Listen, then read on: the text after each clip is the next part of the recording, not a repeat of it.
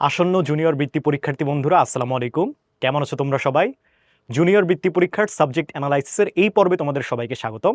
আজকে তোমাদের সাথে আমি আছি মাহাদি হাসান, বর্তমানে পড়াশোনা করছি বুয়েটের সিভিল ডিপার্টমেন্টে।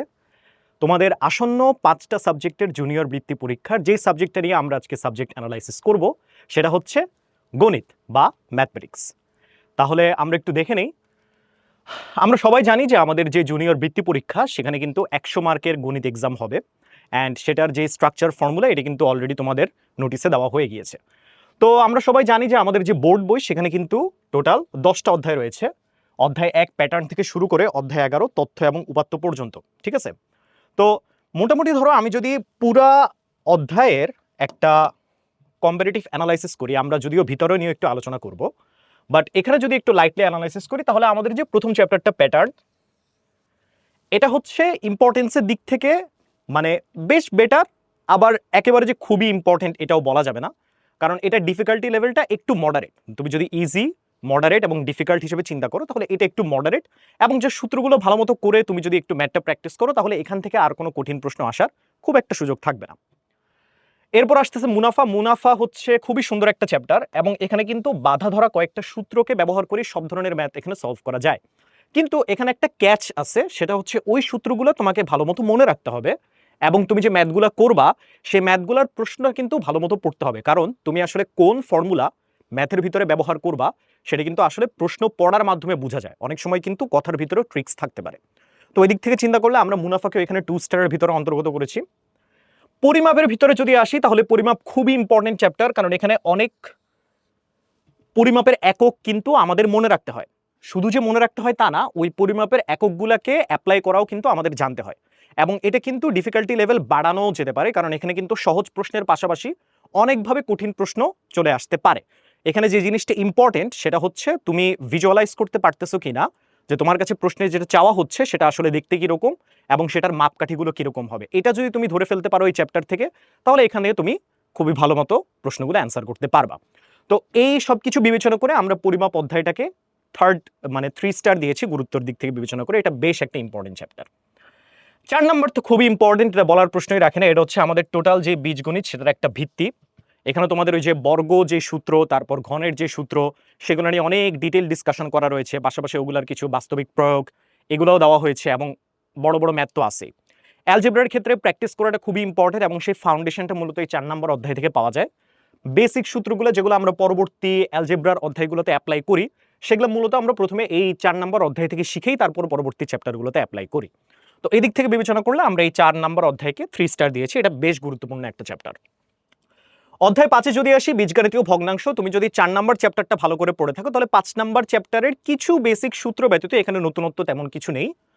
তো এই জন্য এখানে আমরা যেটা করেছি এটাকে 2 স্টারের ভিতরে অন্তর্গত করেছি, কারণ এই চ্যাপ্টারটা মোটামুটি বলতে গেলে ৪ নম্বরের তুলনায় বেশ সোজা, যদি আমি বীজগণিত ক্যাটাগরির ভিতরে এগুলোকে একটু কম্পেয়ার করতে যাই। তাহলে সরল সহ সমীকরণ, এটা হচ্ছে খুবই ইম্পর্টেন্ট একটা জিনিস, কারণ এখানে আমরা 3 ধরনের প্রসেস নিয়ে কাজ করি। একটা হচ্ছে তোমার অপনয়ন, প্রতিস্থাপন এবং হচ্ছে লেখচিত্র, এবং তিনটাই কিন্তু ইউনিক পদ্ধতি, এবং এখানে কিন্তু প্রশ্ন কঠিন করারও সুযোগ রয়েছে, এবং এখানে কিছু বাস্তবিক প্রবলেমও আসার চান্স রয়েছে। সো এখানে এই ম্যাথের বিভিন্ন ভেরিয়েশনের কারণে এটা বেশ ইম্পর্টেন্ট চ্যাপ্টার, এজন্য আমরা এটাকে 3 স্টার এখানে দিয়েছি। ৭ নম্বর যদি আসি সেট, এটা খুবই মজার একটা চ্যাপ্টার। তোমরা যদি সেটের ধারণাটাকে ভালো মতো ধরতে পারো, তোমাদের লেভেলে কিন্তু সেট চ্যাপ্টারটা করাটা অত্যন্ত মজার। এর সূত্রগুলোও মোটামুটি বোঝা অনেক সহজ, এবং এখান থেকে যে ম্যাথগুলো আসে এগুলো মোটামুটি করা অনেকটা সহজ। জাস্ট বাস্তবিক যে ম্যাথগুলো আসে ওগুলোর যদি কনসেপ্টটা তোমাদের একটু ক্লিয়ার থাকে, সেটটাকে যদি তুমি ম্যাথের সাথে রিলেট করতে পারো, তাহলেই মোটামুটি এই চ্যাপ্টার থেকে সব ধরনের ম্যাথকে কভার আপ করা সম্ভব। এজন্য আমরা এটাকে 2 স্টার দিয়েছি, কারণ এটা মোটামুটি তোমাদের লেভেলে অনেক সোজা, ঠিক আছে? ৮ নম্বর চ্যাপ্টারটা খুবই ইম্পর্টেন্ট, চতুর্ভুজ। বিশেষ করে জ্যামিতির পরবর্তী যে 3টা চ্যাপ্টার আছে, তিনটাই কিন্তু বেশ ভালো ইম্পর্টেন্ট। চতুর্ভুজের ভিতরে আমরা প্রথমে যে জিনিসটা ডিল করি সেটা হচ্ছে চতুর্ভুজের কিছু উপপাদ্য রয়েছে। ওই উপপাদ্য কিন্তু আমাদের বেসিস। এই উপপাদ্যগুলো ডিরেক্টলি চলে আসতে পারে তোমাদের পরীক্ষায়, অথবা এই উপপাদ্যকে ব্যবহার করে কিন্তু তোমার বিভিন্ন ধরনের ম্যাথও তৈরি করা সম্ভব। তো এই উপপাদ্যগুলোকে যেরকম মনে রাখতে হবে, এর অ্যাপ্লিকেশন করাটাও কিন্তু আমাদের এখানে জানতে হবে। আবার পিছনে কিন্তু এই চতুর্ভুজ রিলেটেড সম্পাদ্য রয়েছে, এগুলোও কিন্তু মোটামুটি আমাদের মনে রাখতে হয়, কারণ এটা ডিরেক্টলিও আসতে পারে, আবার বিভিন্ন মাপকাঠি পরিবর্তন করেও কিন্তু তোমাদের পরীক্ষার প্রশ্ন চলে আসতে পারে। তো এখানে যেহেতু ভেরিয়েশনের পরিমাণ অনেক এবং ম্যাথ আসার যে প্রবাবিলিটি অনেক বেশি, এই জন্য হচ্ছে আমরা এখানে এটাকে 3 স্টার হিসেবে দিলাম। এটা বেশ গুরুত্বপূর্ণ একটা অধ্যায়। 9 নম্বরে হচ্ছে পিথাগোরাসের উপপাদ্য। পিথাগোরাসের উপপাদ্যে মানে বেসিক্যালি ওই পিথাগোরাসের তোমাদের যে সমকোণী ত্রিভুজের সূত্র তোমরা জানো যে অতিভুজের বর্গ ইজ ইকুয়াল টু বাকি দুইটা বাহুর বর্গের যোগফল। তো এটার হচ্ছে বিভিন্ন ধরনের প্রুফ রয়েছে এবং পাশাপাশি হচ্ছে ইনভার্স যে প্রুফটা মানে মানে বিপরীত দিক থেকে যে প্রুফটা আসে এটাও হচ্ছে তোমার পিথাগোরাসের ভিতরে অন্তর্ভুক্ত। এই রিলেটেড ম্যাথগুলাই হচ্ছে পিথাগোরাসের ভিতরে বেশি আসে, এজন্য আমরা এটাকে 2 স্টার দিলাম। আর বৃত্ত হচ্ছে অনেকটা চতুর্ভুজের মতো ইম্পর্টেন্ট চ্যাপ্টার, কারণ এর ভিতরে তোমার কিছু গুরুত্বপূর্ণ উপপাদ্য রয়েছে, এগুলো আমাদের চতুর্ভুজের মতো মনে রাখতে হয়। কিছু সম্পাদ্য রয়েছে, এগুলোও কিন্তু আমাদের মনে রাখতে হয়, কারণ এগুলো ডিরেক্টলি যেরকম আসতে পারে বিভিন্ন ম্যাথের ভিতরে কম্বিনেশন করেও কিন্তু চলে আসতে পারে, সো এগুলো আমাদের মনে রাখতে হয়। এবং এখানে ম্যাথের যে বিস্তর বা পরিসর এটা অনেক বেশি, এই জন্য এটাকে আমরা 3 স্টার দিয়েছি।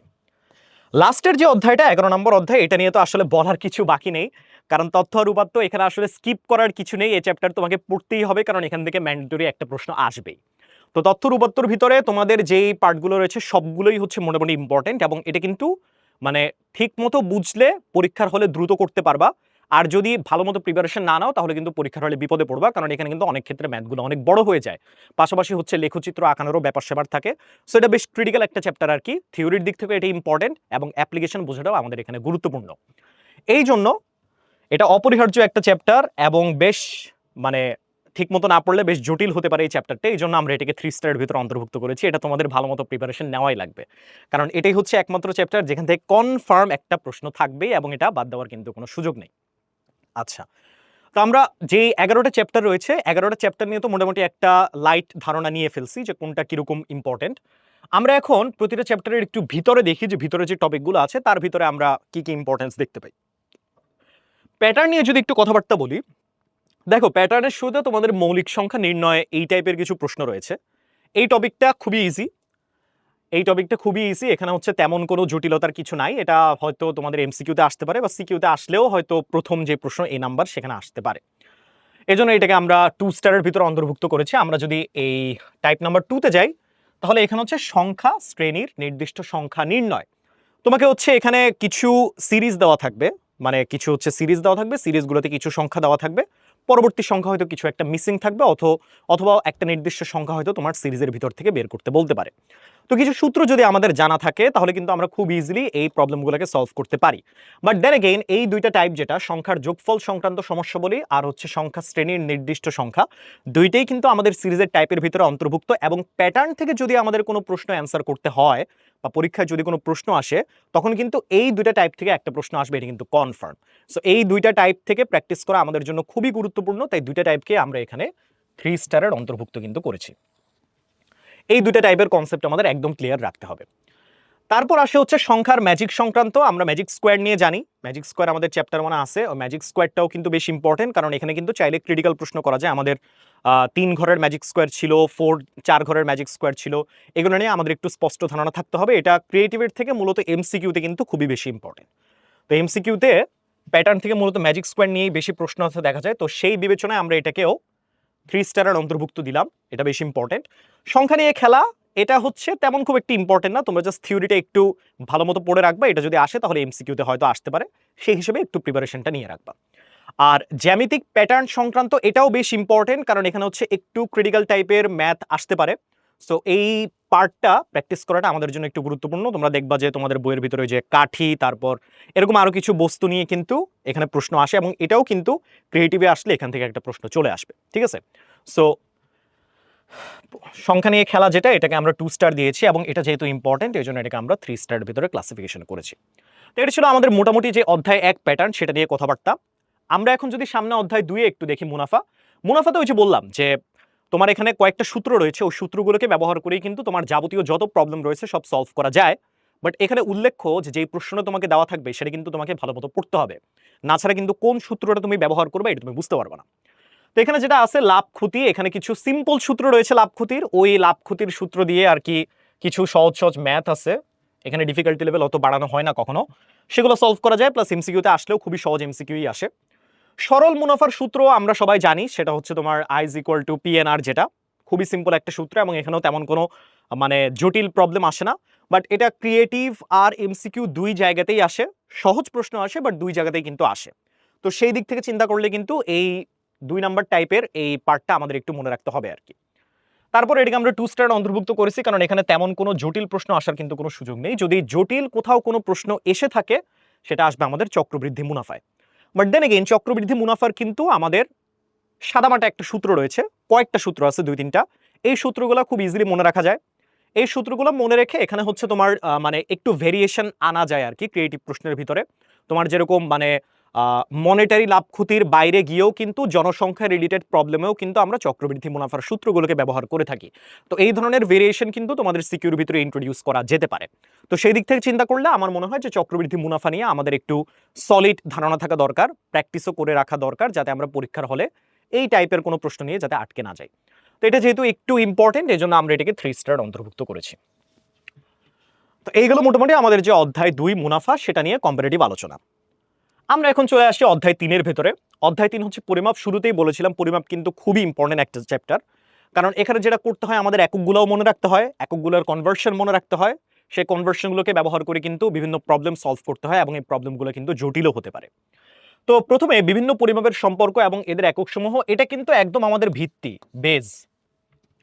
যদিও এটাকে আলাদাভাবে ক্রিয়েটিভের কোনো মানে স্পেসিফিক ম্যাথ এখানে খুব কঠিন করে দিবে এরকম বলা যায় না, এগুলো কিন্তু জাস্ট এমসিকিউতে আসে। বাট এখানে মূলত যে জিনিসটা নিয়ে আলোচনা করা হয় সেটা হচ্ছে তোমাদের যে ভিত্তিটা এই চ্যাপ্টারের, কোন কোন ইউনিট থেকে কোন কোন ইউনিটে যায়, কিভাবে কনভার্ট করতে হয়, কোনটার সাথে কোনটার রেশিও কত, এগুলো কিন্তু আমাদের অবশ্যই মনে রাখতে হবে, কারণ এগুলোকে ব্যবহার করে কিন্তু আমাদের পরবর্তী যে 3টা টাইপ সেগুলোর ম্যাথ কমপ্লিট করতে হয়।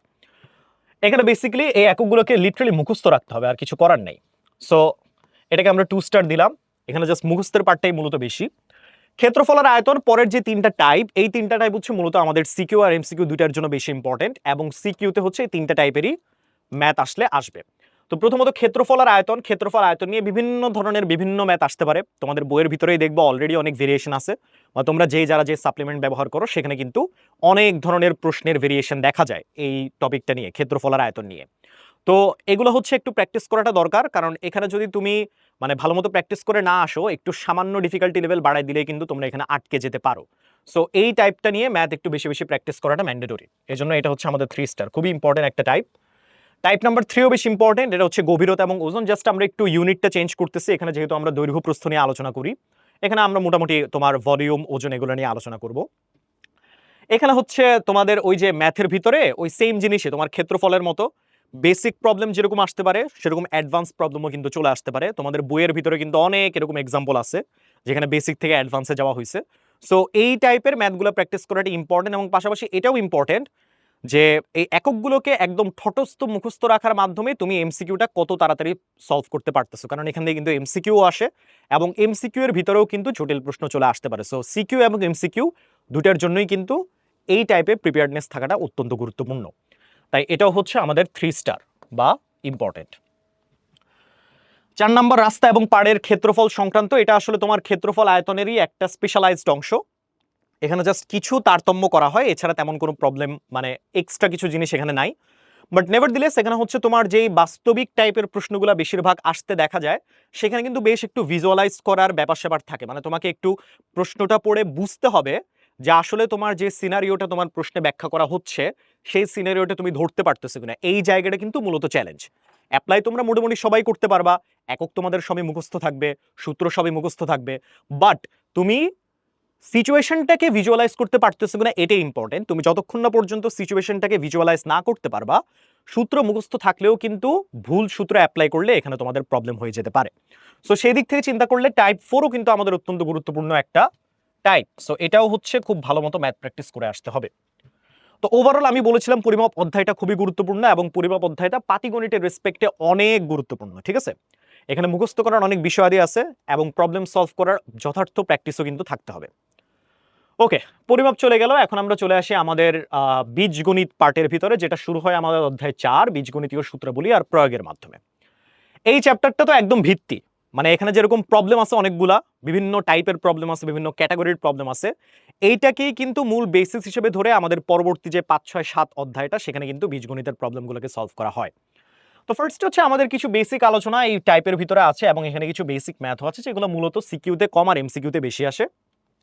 বাট এখানে যে সূত্রগুলো আছে এগুলো মনে রাখতে হবে, কারণ এই সূত্রগুলো পরবর্তীতে অ্যাপ্লাই করতে হয়। এই জন্য আমরা এগুলোকে হচ্ছে গুরুত্ব দিয়েছি 2 স্টার করে। এখানে জাস্ট মনে রাখার ব্যাপারটা একটু বেশি আর কি, এগুলো আমাদের মনে রাখতে হবে। তারপর দুইটি রাশির গুণফল নির্ণয় বর্গের ক্ষেত্রে এখানেও কিছু স্পেশালাইজড সূত্র আছে এবং এটা খুবই কমন একটা সূত্র যেটা এই সাইডে আছে, A square minus B square বা A plus B whole square minus A minus B whole square, এগুলো আর কি। এগুলো নিয়ে বেশ জটিল ম্যাথ করা যায়, যদি সাংখ্যিক মান দেয় তাহলে অত প্রবলেম হয়তো হবে না, বাট অনেক সময় দেখা যায় যে বীজগণিত নিয়েই আমাদের ডিল করতে হয়, A B C X Y Z, ওখানে কিন্তু একটু পেঁচাতে পারে। তো সেদিক থেকে বিবেচনা করলে এই টাইপটা আমাদের গুরুত্বপূর্ণ, তাই এটাকে আমরা 3 স্টার দিয়েছি। টাইপ 4 এ যদি আসি তাহলে দুইটা বর্গরাশির অন্তর্ফল, দেন এগেইন ওগুলা দুইটা বর্গরাশির অন্তর্ফল একই টাইপের, এখানেও কিছু স্পেশালাইজ সূত্র আছে, A square minus B square, এগুলো নিয়েও বেশ ভালো মতো ম্যাথ আসা সম্ভব। বাস্তবিক ম্যাথ হয়তো এখানে তেমন একটা দিবে না, এখানে জাস্ট হচ্ছে তোমার ওই যে বীজগণিতের যে রাশিগুলো সেগুলোকে হয়তো একটু সিম্পলিফাই করতে দিতে পারে। তো এটা হচ্ছে জাস্ট আগেরটার থেকে অতটা ইম্পর্টেন্ট না, সূত্রটা জাস্ট মনে রাখতে হয় একটু, এই জন্য আমরা এটাকে 2 স্টার দিয়েছি। টাইপ 5 এর ভিতরে আমরা বর্গের এরিয়া থেকে বের হয়ে আমরা ঘনের এরিয়ার ভিতরে ঢুকছি, এখানে ঘন রিলেটেড বেশ কিছু সূত্র আছে, সূত্রগুলো আমাদের মনে রাখতে হবে। সূত্রগুলো কিন্তু বর্গের মতো সিম্পল সূত্র না, এগুলো কিন্তু বড় বড় কয়েকটা টার্ম মিলে এক একটা সূত্র তৈরি হয়। সো এগুলো কিন্তু অনেক সময় কনফিউজিং হয়, কারণ দেখা যায় যে ঘনের ভিতরে এই একটা এ প্লাস বি হোল কিউবেরই কিন্তু বিভিন্ন টাইপের বিস্তার রয়েছে, যেমন A cube plus 3a square B plus 3ab square plus 1 এরকম প্লাস বি কিউব এরকম একটা আছে। তারপর হচ্ছে তোমার A cube plus B cube plus 3ab into A plus B, এরকম আরেকটা ফরম্যাট রয়েছে।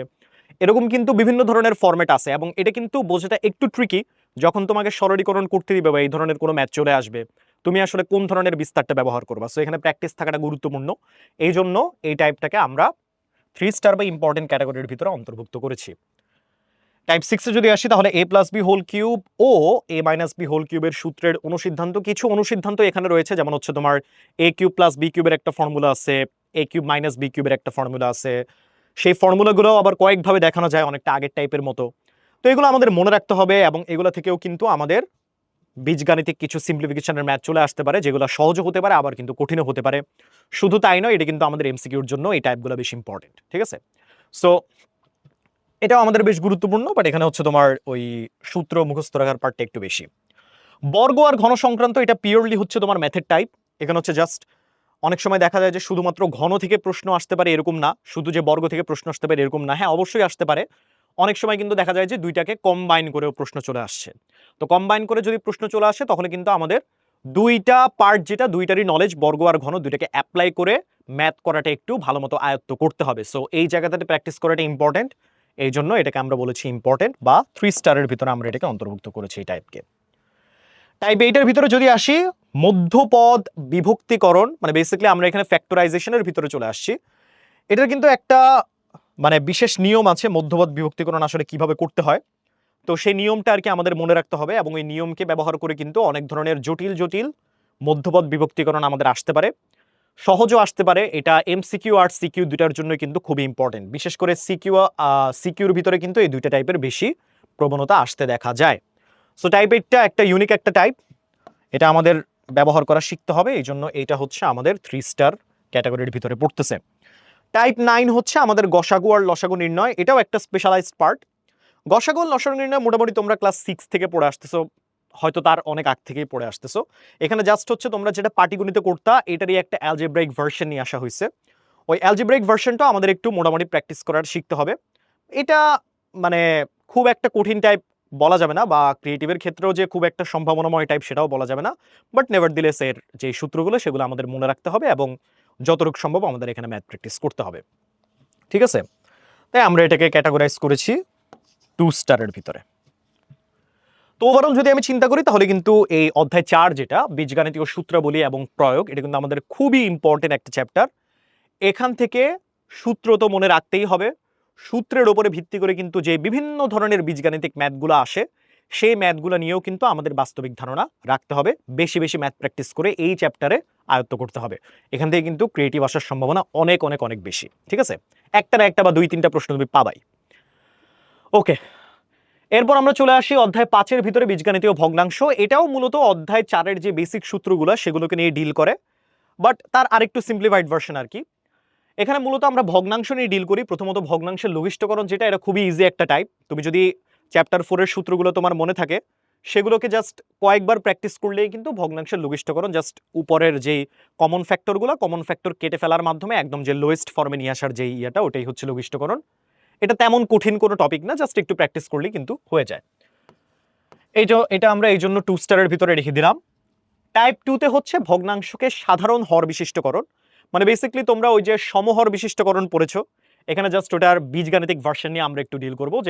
যে হরগুলা রয়েছে, এই হরগুলাকে লসাগু করার মাধ্যমে একটা কমন হরে কনভার্ট করে নিয়ে আসা, তারপর ওই কমন হরের ভিত্তিতে আমাদের উপরের যে লবগুলো আছে ভগ্নাংশর, সেগুলোতে কি ধরনের তারতম্য হবে, এই প্রসিডিউরটা। এটা খুব একটা কঠিন কোনো প্রসেস না, বাট স্টিল এখানে প্র্যাকটিস থাকাটা কিন্তু গুরুত্বপূর্ণ। কনসেপ্ট কিন্তু আমাদের মোটামুটি সব জায়গাতেই ক্লিয়ার থাকতে হবে। এটাকেও তাই আমরা 2 স্টারের ভিতরে রেখেছি।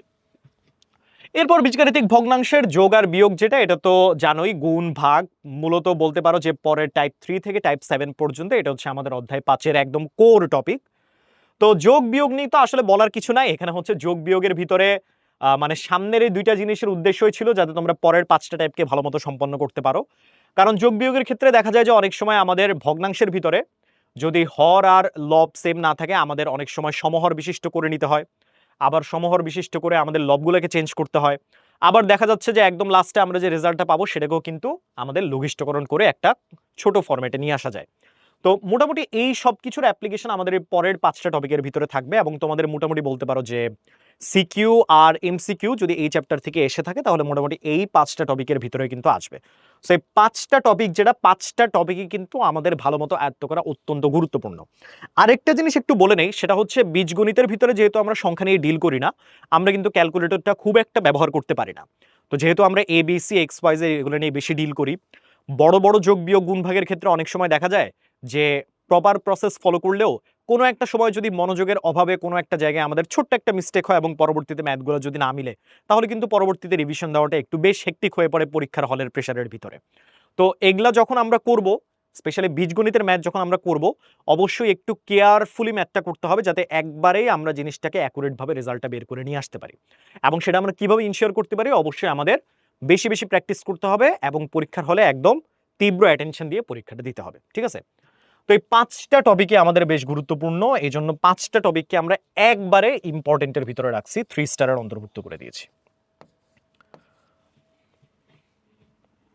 গুণ আর ভাগের যদিও একটু নিয়ম আছে, বাট তেমন কোনো কঠিন নিয়ম না, জাস্ট হচ্ছে গুণ তো তোমরা জানোই, জাস্ট উপরে নিচে যদি কমন কিছু থাকে তাহলে কেটে দিতে হয়। আর ভাগকেও গুণের মতো করে এক্সপ্রেস করা যায়, যেটা নিয়ে ডিটেইল ডিসকাশন কিন্তু তোমার বইয়ের ভিতরেই রয়েছে, ঠিক আছে? আর সরলীকরণ বলতে হচ্ছে বেসিক্যালি তোমার ওই যে কি বলে, সবগুলো অপারেশনকে একসাথ করে যেই সিম্পলিফিকেশন করার যে পদ্ধতিটা, ওটাকে আমরা সরলীকরণ বলি। প্রথমে ব্র্যাকেটের কাজ করতে হয়, তারপর হচ্ছে ভাগ, তারপর গুণ, তারপর যোগ, তারপর বিয়োগ। ওকে, এই ছিল আমাদের বীজগণিতীয় ভগ্নাংশ বা অধ্যায় 5 নিয়ে মোটামুটি কথাবার্তা। অধ্যায় 6 সরল সহজ সমীকরণ, খুবই ইম্পর্টেন্ট একটা চ্যাপ্টার। এখানে প্রতিটা যেই মেথড, প্রতিটা যে পদ্ধতি, প্রতিটাই কিন্তু এক একটা আরেকটা থেকে ইউনিক। এবং যদি তোমার প্রশ্নে মেনশন করে না দেয় তাহলে তুমি এই পদ্ধতিগুলোর যে কোনো একটাকে ব্যবহার করতে পারো, বাট যদি তোমার প্রশ্নে কোনো স্পেসিফিক পদ্ধতিকে উল্লেখ করা থাকে তাহলে ওই পদ্ধতি যতই তোমার কাছে অপছন্দ হোক না কেন, দিন শেষে কিন্তু ওইটা দিয়ে তোমাকে ম্যাথ করতে হবে। অন্য কোনো পদ্ধতি তুমি তোমার ইচ্ছে মতো ব্যবহার করলে কিন্তু তখন আর মার্ক পাবে না। তো এখানে যেটা আছে, টাইপ 1 এর ভিতরে প্রতিস্থাপন পদ্ধতি আছে, মানে বেসিক্যালি একটা চলককে আরেকটা চলকের মাধ্যমে প্রকাশ করে সমীকরণ সলভ করা আর কি। এটা আমাদের খুবই ইম্পর্টেন্ট টাইপ। এখানে যেরকম সোজা প্রশ্ন আসতে পারে, অনেক জটিল জটিল প্রশ্নও কিন্তু আসতে পারে। সো জটিল প্রশ্নে যাতে তোমরা ভড়কে না যাও বা ঘাবড়ে না যাও, সেটা ইনশিওর করার জন্য কিন্তু অবশ্যই বইয়ের ম্যাথের পাশাপাশি আরো যে সাপ্লিমেন্ট আমরা যেটাই ব্যবহার করি না কেন, সেটা কিন্তু সেখান থেকে কিন্তু পর্যাপ্ত পরিমাণ ম্যাথ এখানে প্র্যাকটিস আমাদের করতে হবে। অপনয়ন পদ্ধতিটাও হচ্ছে, পদ্ধতিটা একটু ডিফারেন্ট, বাট হচ্ছে এটা এত কঠিন কিছু না। বাট স্টিল এটা নিয়ে কিন্তু আমাদের হচ্ছে বেশ ভালো একটা ধারণা থাকা দরকার। কারণ দেখা যাচ্ছে তোমাকে যে দুইটা সমীকরণ দেওয়া থাকবে, দুইটা সমীকরণের অ্যান্সার কিন্তু প্রতিস্থাপনেও যেটা আসবে, অপনয়নেও সেম জিনিস আসবে। বাট কিছু কিছু সমীকরণ এমনভাবে দেওয়া থাকে, হয়তো কোনো কোনো সমীকরণের প্রতিস্থাপন ব্যবহার করলে টাইম একটু কমে যায়, কোনো কোনো জায়গায় হয়তো প্রতিস্থাপনের বদলে অপনয়ন ব্যবহার করলে টাইম একটু কমে যায়। কিন্তু দেখা যাচ্ছে তোমাকে ইচ্ছে করেই এমন একটা সমীকরণ দিবে যেটা হয়তো প্রতিস্থাপন দিয়ে তাড়াতাড়ি করা যায়, বাট তোমাকে বলবে যে এটা অপনয়ন পদ্ধতিতে সমাধান করো। তো সেই ক্ষেত্রে হচ্ছে অনেক সময় দেখা যায় এটা এই কারণে করে, বা ইকুয়েশনটা তখন ওইভাবে দেওয়া হয় যাতে তোমার ভিতরে সিলি মিস্টেক করার প্রবণতাটা, সিলি মিস্টেক করার যেই চান্সটা ওটা বেড়ে যায়, ওইভাবেই কিন্তু ম্যাথগুলোকে সিলেক্ট করা হয়। তো এই ক্ষেত্রে আমাদের একটু কেয়ারফুল থাকতে হবে এবং এই ছোট ছোট মিস্টেকগুলোকে অ্যাভয়েড করার জন্য আমাদের কিন্তু এই পদ্ধতিগুলোর যে ডিটেইল ম্যাথ প্রবলেমগুলো সহজ থেকে কঠিন সবগুলো আমাদের আয়ত্ত করতে হবে। তো অপনয়ন পদ্ধতিটা একটু ডিফারেন্ট, প্রতিস্থাপন পদ্ধতিটাও একটা ইউনিক মেথড। দুইটারই আইডিয়া আমাদের মোটামুটি ঠরস্থ রাখতে হবে এবং দুইটা নিয়ে আমাদের ম্যাথ সম্পর্কে ক্লিয়ার আইডিয়া রাখতে হবে যদি আমরা এখানে কোনো ধরনের বিপদে পড়তে না চাই। ঠিক আছে, এটা কিন্তু শুধু যে সিকিউর জন্য তা না, এমসিকিউর ক্ষেত্রেও কিন্তু এটা বেশ বেশ ইম্পর্টেন্ট। বাস্তব ভিত্তিক সমস্যার সহ সমীকরণের মাধ্যমে সমাধান, এখানে হচ্ছে ওই যে বললাম, যদি কোনো পদ্ধতি বলে না দেয় তাহলে তুমি দুইটা পদ্ধতির যে কোনো একটাকে ব্যবহার করতে পারো, আর যদি পদ্ধতি বলে দেয় তাহলে তো আসলে করার কিছু নাই। বাট এখানে যেটা করতে হবে তোমাকে, যেহেতু বাস্তব ভিত্তিক কোনো সিচুয়েশন এখানে প্রশ্নের ভিতরে উল্লেখ করা থাকবে, ওই প্রশ্নগুলোটাকে পড়ে তোমাকে আসলে ভিজুয়ালাইজ করতে হবে যে প্রশ্নে আসলে কি বলতে চাচ্ছে, বা প্রশ্নের উদ্দীপকের আলোকে আমি আসলে কিভাবে এখানে সমীকরণগুলো গঠন করতে পারি। এখানে কিন্তু পদ্ধতির বাইরেও এক্সট্রা একটা কাজ চলে আসে, সেটা হচ্ছে সমীকরণ তৈরি করা। সো সমীকরণ তৈরি করাটাও কিন্তু আমাদের শিখতে হবে, ওইটাও কিন্তু আমাদের আয়ত্ত করতে হবে, না ছাড়া কিন্তু আমাদের এই টাইপে আমরা একটু বিপদে পড়বো। ঠিক আছে, তো এটা হচ্ছে বলতে পারো যে দুইটা পদ্ধতির একটা কম্বো, এবং এটা হচ্ছে বেশ লুক্রেটিভ একটা টপিক সিকিউর প্রশ্নে দেওয়ার জন্য আর কি। লেখচিত্র, যেটা লেখচিত্র ইউজুয়ালি তোমার এমসিকিউতে খুব একটা আসতে দেখা যায় না, কারণ এখানে যেহেতু লেখচিত্র নিয়ে ডিল করতে হয়, বাট সিকিউর জন্য এটা খুবই ইম্পর্টেন্ট একটা জিনিস। এবং এইখানে যেই প্রশ্নগুলো আসে এগুলো একটু বড় বড় সাইজের হয়, মানে তোমার হচ্ছে ওয়াই কে এক্স এর বিভিন্ন মানের জন্য ওয়াই এর বিভিন্ন মান বের করতে হয়, তারপর সেগুলোকে তোমার গ্রাফ পেপারে প্লট করে দুইটা সরল রেখার যেখানে পয়েন্টে ইন্টারসেক্ট করতেছে ওই বিন্দুর ভুজ আর কোটি বের করতে হয়, যেটা আমাদের সলিউশন। তো এটা একটু বড় বড় ম্যাথ। আর দেখা যাচ্ছে যে অনেক সময় এই বড় ম্যাথগুলোর একটা প্রবলেম হচ্ছে, হয়তো তুমি টেবিল বানাতে চাই, ভিতরে কোনো একটা ইনপুট ভুল করে ফেলছো, অথবা হচ্ছে তুমি এখানে বেশি সময় নিয়ে ফেলছো, কম সময়ের ভিতরে কিভাবে এটাকে অ্যাকুরেটলি সলভ করা যায়, বা তুমি কি কি ডেসক্রিপশন লিখবা। এখানে কিন্তু মেথোডোলজিটা মনে রাখাটা বেশি ইম্পর্টেন্ট, কারণ তোমরা দিন শেষে সলিউশন কিন্তু সবাই করতে পারবা, পরে ম্যাথটাকে প্রপারলি সাজিয়ে লিখতে পারতেছো কিনা এটা কিন্তু এই টাইপের ভিতরে এনশিওর করাটা ইম্পর্টেন্ট। সো লেখচিত্রের পার্টটাও আমাদের সিকিউ রেসপেক্টে ইম্পর্টেন্ট, বাট এমসিকিউতে খুঁটিনাটি প্রশ্ন এখান থেকে আসতে পারে। সো পুরা টাইপের ভিতরে যত থিওরি আর ম্যাথ রয়েছে সবগুলো নিয়ে কিন্তু আইডিয়া রাখাটা আমাদের একটু জরুরি। ওভারঅল চ্যাপ্টার 6 সরল সৌ সমীকরণ যে চ্যাপ্টারটা, এটা কিন্তু আমাদের খুবই ইম্পর্টেন্ট একটা চ্যাপ্টার, যেটা আমরা শুরুতেই বলেছিলাম। চলে আসি সেট, বলেছিলাম সেট একটা মজার চ্যাপ্টার যদি তোমরা সেটকে ভালো মতো বুঝে থাকো আর কি। তো টাইপ 1 সেটের যেই মৌলিক কথাবার্তা এটা মোটামুটি তোমরা সবাই জানো, এখানে আর নতুন করে ডিসকাশনের কিছু নাই। সেট প্রকাশের পদ্ধতি, এখানে তোমার যে দুইটা পদ্ধতি আছে, সেট বিল্ডার মেথড আর একটা হচ্ছে তোমার যেই টেবুলার মেথড, দুইটার ভিতরে কিন্তু ইন্টার কনভার্সন হইতে পারে, যে তুমি এটাকে এভাবে প্রকাশ করো বা ওইটাকে এভাবে প্রকাশ করো, এটাও আমাদের একটু জানা রাখতে হবে। এবং এই কনভার্সন করার যে পদ্ধতি তার ভিতরে দেখা যায় অনেক সময় সিলি মিস্টেক হয়, তো এখানে আমাদের একটু কেয়ারফুল থাকতে হবে আর কি। এটা আমাদের এমসিকিউ আর সিকিউ দুইটার জন্যই কিন্তু বেশি ইম্পর্টেন্ট একটা টাইপ। টাইপ 3 হচ্ছে সসীম, অসীম, ফাঁকা এবং উপসেট। এখানে হচ্ছে মোটামুটি ম্যাথমেটিক্যাল জিনিসপাতির থেকে থিওরির পার্টটা একটু বেশি। নেভারদিলেস আমাদের হচ্ছে এই জিনিসগুলোর যে আইডিয়া, সেই কনসেপ্টগুলো একটু ক্লিয়ার রাখতে হবে, কারণ এগুলো কিন্তু পরবর্তীতে ব্যবহার করতে হয়। সো এটাকে আমরা 2 স্টার অন্তর্ভুক্ত করেছি, এটা থিওরিটিক্যাল একটু বেশি।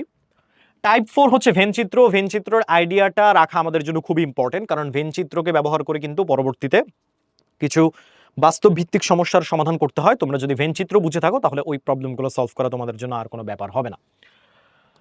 সার্বিক সেট, সার্বিক সেট হচ্ছে ওই তো অনেকটা ভেনচিত্র নিয়েই ডিল করে। তো এখানে হচ্ছে সার্বিক সেট বা তার ভিতরে যে উপসেটগুলো, তার ভিতরে যে অপারেশনগুলো, এগুলো মোটামুটি ভেনচিত্রের মাধ্যমে সম্পন্ন করতে হয়। আর যদি নিউমেরিক্যাল ভ্যালু দিয়ে দেয় বা সেটের মাধ্যমে দিয়ে দেয় তাহলে তো আর কোনো কথাই নেই। সার্বিক সেটের ভিতরে প্রশ্নের ভেরিয়েশন অনেক বেশি দেখা যায়, তাই এই চ্যাপ্টার এই পার্টটা তোমরা একটু ভালো মতো প্র্যাকটিস করবে আর কি, এমসিকিউ সিকিউ দুইটার জন্যই। সেটের সমতা এটা আসলে খুবই মানে বেসিক একটা টপিক, খুব একটা আহামরি কিছু না, তারপরে তোমরা জাস্ট থিওরিটা একটু মনে রাখবে, এই জন্য আমরা এটাকে 2 স্টার দিছি। এখানে তেমন কোনো কমপ্লেক্সিটি বলতে কিছু নাই। সেটের প্রক্রিয়াটা আবার আমাদের জন্য একটু বেশি গুরুত্বপূর্ণ, কারণ এখানে মোটামুটি আমরা উপরে যত প্রক্রিয়া পড়ে আসছে সবগুলোকে অ্যাপ্লাই করতে হয়, এবং কোন সময় কোন প্রক্রিয়া চাচ্ছে এটা কিন্তু আমাদের বোঝাটা একটু ইম্পর্টেন্ট। সো এখান থেকে একটু ভালো মতো ম্যাথ প্র্যাকটিস করা আমাদের করে আসতে হবে আর কি, যদি আমরা পরীক্ষা এখানে আটকে না যাই। সো এই টাইপটা আমাদের জন্য বেশি ইম্পর্টেন্ট। এই ছিল আমাদের অধ্যায় 7 সেট নিয়ে মোটামুটি কথাবার্তা। তো এটা দিয়ে আমরা আমাদের বীজগণিতের যে পার্টটা সেটা কিন্তু মোটামুটি শেষ করে ফেললাম অ্যানালাইসিস। আমরা এখন চলে আসি আমাদের জ্যামিতির পার্টের ভিতরে। জ্যামিতির পার্ট কিন্তু খুবই গুরুত্বপূর্ণ, বলছি কোনো চ্যাপ্টারকে কিন্তু বাদ দেওয়ার কোনো সুযোগ নাই, সবগুলোতেই নতুন কিছু জানার আছে। চতুর্ভুজ সংক্রান্ত আলোচনা, এখানে দেখবা যে তোমার চতুর্ভুজের ক্ষেত্রফল নির্ণয়ক বিভিন্ন ধরনের সূত্র আছে, এটা যদি তোমার সিকিউতে অত বেশি ইম্পর্টেন্ট না হইলেও এমসিকিউর ক্ষেত্রে কিন্তু বেশ গুরুত্বপূর্ণ। তাই সূত্রগুলোকে মনে রাখতে হবে এবং কি কি এমসিকিউ সিকিউ এখান থেকে আসে এগুলো কিন্তু আমাদের একটু প্র্যাকটিস করার শিখতে হবে। উপপাদ্য তো বললাম, উপপাদ্য হচ্ছে এই চ্যাপ্টারের কোর, মানে বেসিক্যালি তোমাদের যে 8.1 এক্সারসাইজটা আছে সেটার কোর হচ্ছে উপপাদ্য। এই উপপাদ্যগুলো আমাদের ডিরেক্টলি মনে রাখতে হবে, কারণ এগুলো পরীক্ষা অনেক সময় ডিরেক্টলি চলে আসতে পারে। আবার এগুলোকে ব্যবহার করে কিন্তু দেখা যাচ্ছে যে তোমার বিভিন্ন ভেরিয়েশনের ম্যাথও চলে আসতে পারে ক্রিয়েটিভের ভিতরে।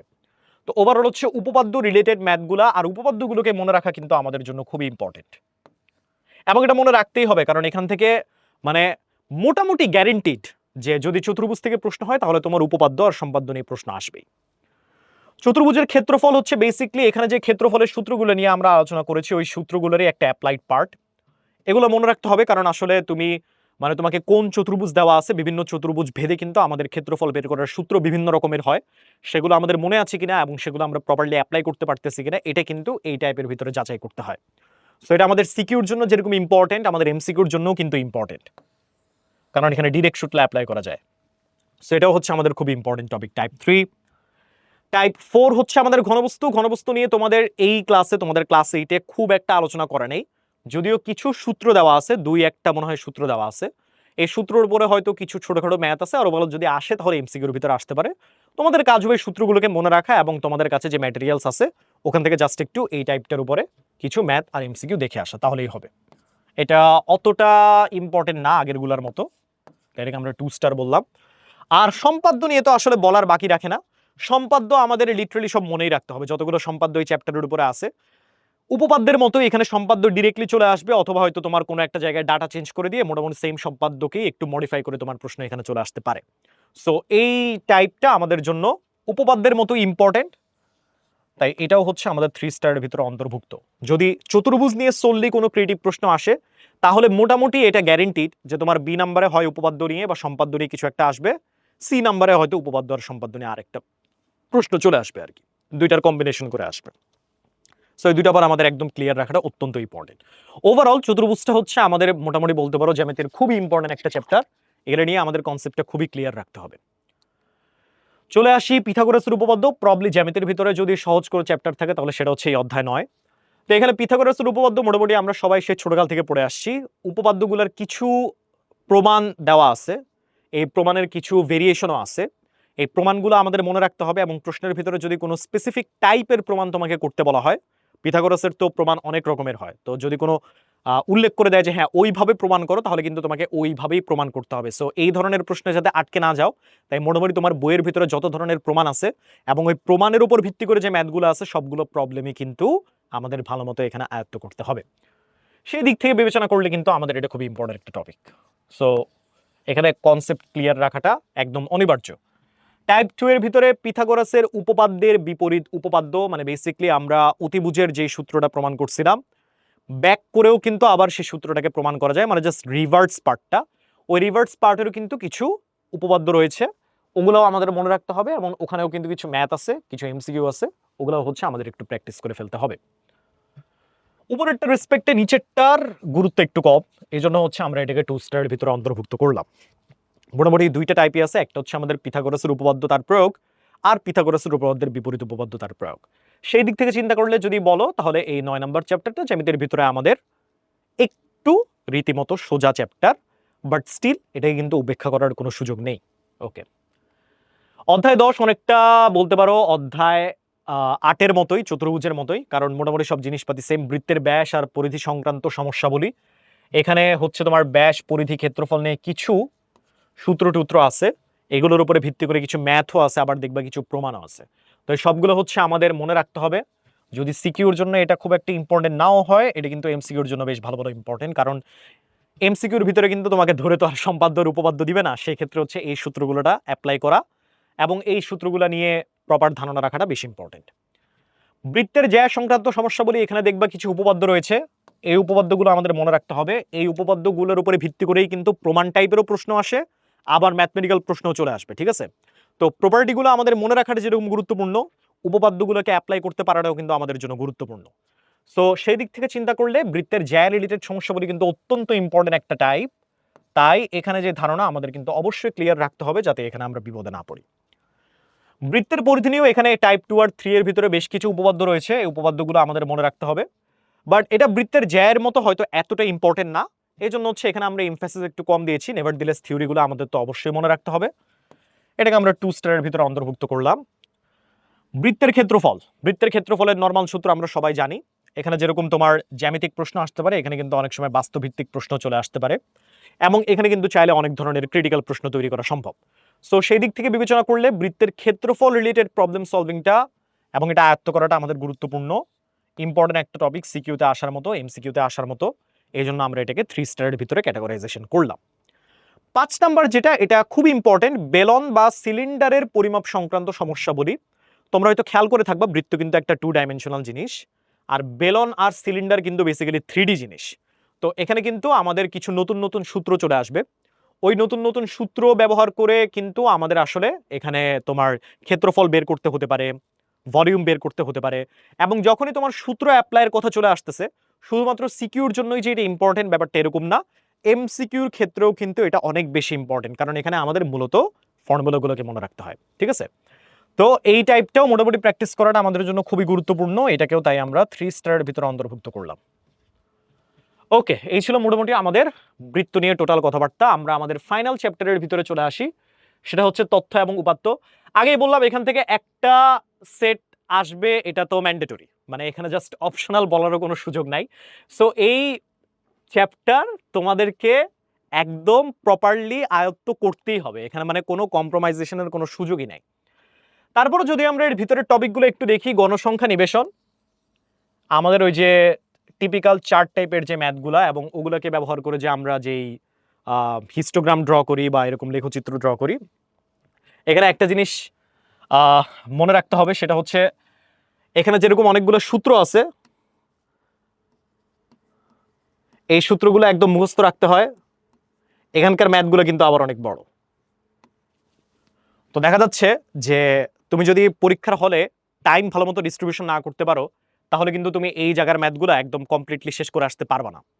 তো এই জন্য এটার প্রায়র প্রস্তুতি রাখাটা অত্যন্ত গুরুত্বপূর্ণ। প্রায়র প্রস্তুতি না রাখলে কিন্তু তুমি আসলে এই জিনিসটা ধরতে পারবা না যে ম্যাথগুলো বড়, এগুলো টাইমের ভিতরে আমরা কিভাবে শেষ করব।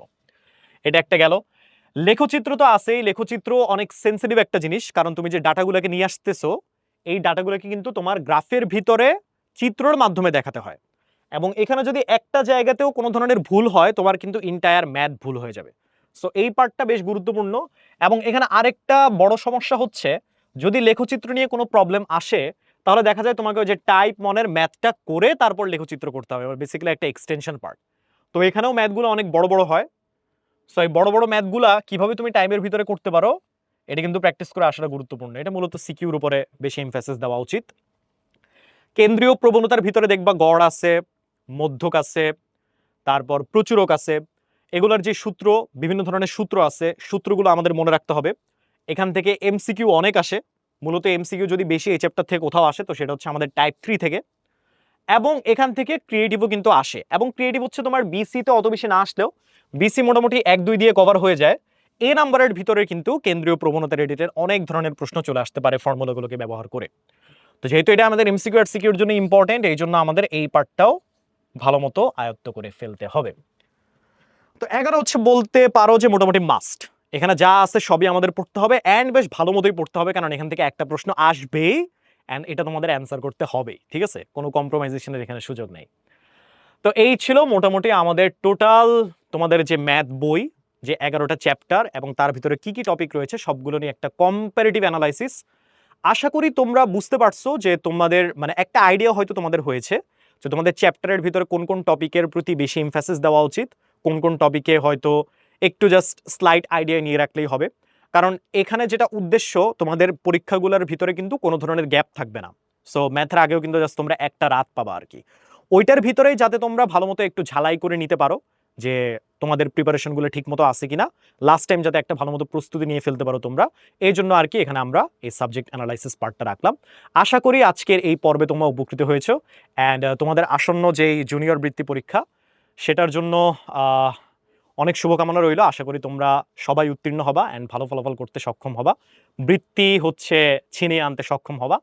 তো অন্য একদিন তোমাদের সাথে দেখা হবে, ততদিন পর্যন্ত তোমরা সবাই ভালো থাকো, সুস্থ থাকো। আল্লাহ হাফেজ, আসসালামু আলাইকুম।